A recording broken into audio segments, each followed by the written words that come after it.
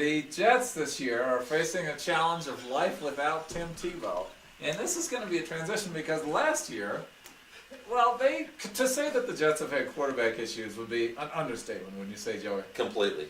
They bounced around. Well, mainly they stuck with Mark Sanchez, who has proven that he cannot play quarterback in the NFL. But there were if one thing is certain, that is certain. And the one thing that kept him in the quarterback position was the knowledge that his backup as quarterback was Tim Tebow, who makes Mark Sanchez look like Frank Tarkenton.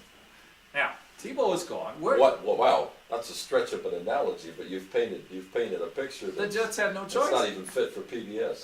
The only other thing they could have done is run the Wildcat every time, but that was the Miami play, and everybody knew it, and you got to have at least some credible sort of pass. I mean, you could run on first, second, third down, and then punt, I suppose.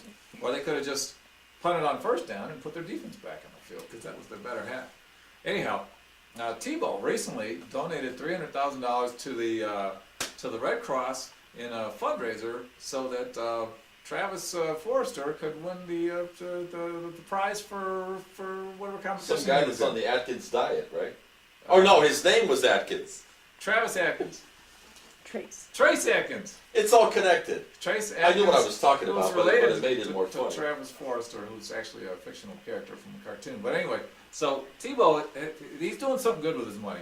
Mickey, which is he gave it away. Are you donating reading time to the kids down at the? Oh, I read to the kids every Monday. Okay, down at the parochial school of 53rd and 3rd, or what? I read to them at halftime of Monday Night Football. They don't pay attention to me.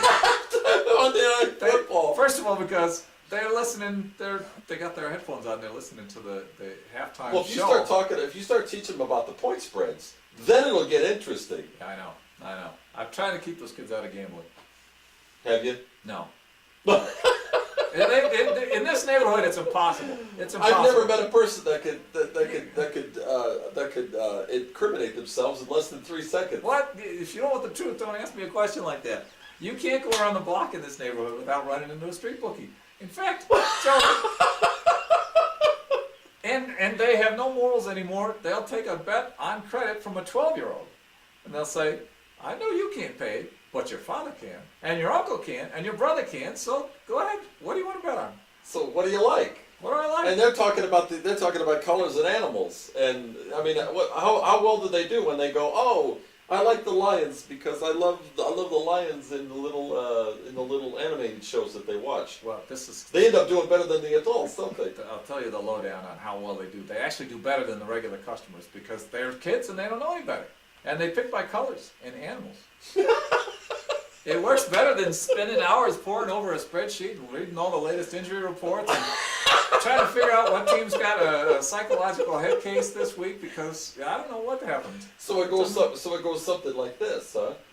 They really don't know what to say, and they really don't know exactly everything you're talking about because obviously they're their age level. Yeah. So you kind of lay it down for them, right? I mean, on a simple level. Would you like the Pittsburgh Steelers? Or would you like the Detroit Lions? But the best hand. And they're like, what is it? They don't even know what a Pittsburgh Steeler is. I mean, what is that, a Steeler? A Steeler. But they're like, a Lion? The best way. Sounds good to me. The best handicapping advice that I could ever give to the 12-year-olds is I take them to the zoo. And I say, boys and girls, here is the lion house. Witness the lion. See how the lion growls. See how the lion eats. See how the lion has a big mane. Would you bet against a lion?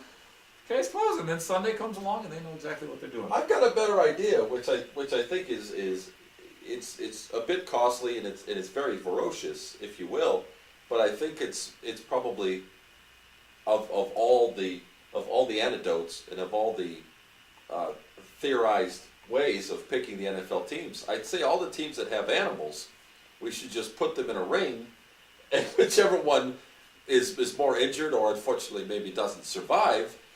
That's the team I'm going to take. You're going to take So if the Seahawks are playing the Bears, I don't know if that Bear's ever going to catch that Seahawk. No, and I don't know if that Seahawk's going to do much damage to that Bear. No, they might ride on the Bear's back.